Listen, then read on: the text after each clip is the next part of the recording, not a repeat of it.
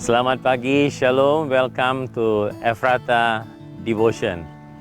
Masih seputar topik utama yang saya sampaikan beberapa waktu yang lalu tentang PSBB, pertumbuhan spiritual atau penyebaran spiritual besar-besaran. Nah, kalau kita membaca di Alkitab, di situ kita temukan ada 3 hal yang terjadi berulang kali sepanjang sejarah Alkitab, dan bisa juga kita lihat sampai sepanjang sejarah manusia sampai dengan hari ini. Apakah itu peperangan? Apakah itu bencana? Itu bisa bencana alam, bencana kemiskinan, dan macam-macam. Dan juga penyakit sampar atau penyakit menular.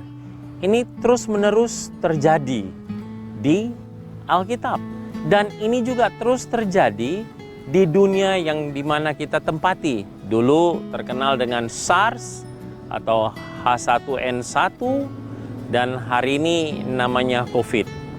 Dan sekarang kita masuk kepada masa transisi, yaitu dari dulu hidup normal, new normal, dan nanti pasca new normal.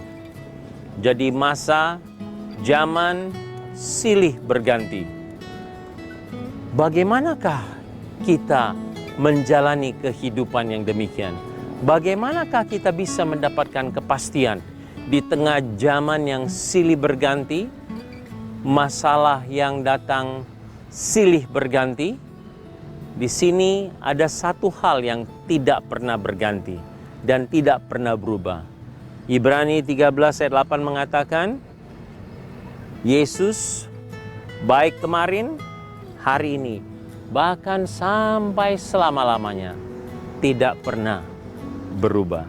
Kita bersyukur di tengah perubahan zaman, perubahan masa, perubahan-perubahan yang begitu cepat di dunia, ada satu yang pasti, yang tidak berubah, yang bisa kita ikuti.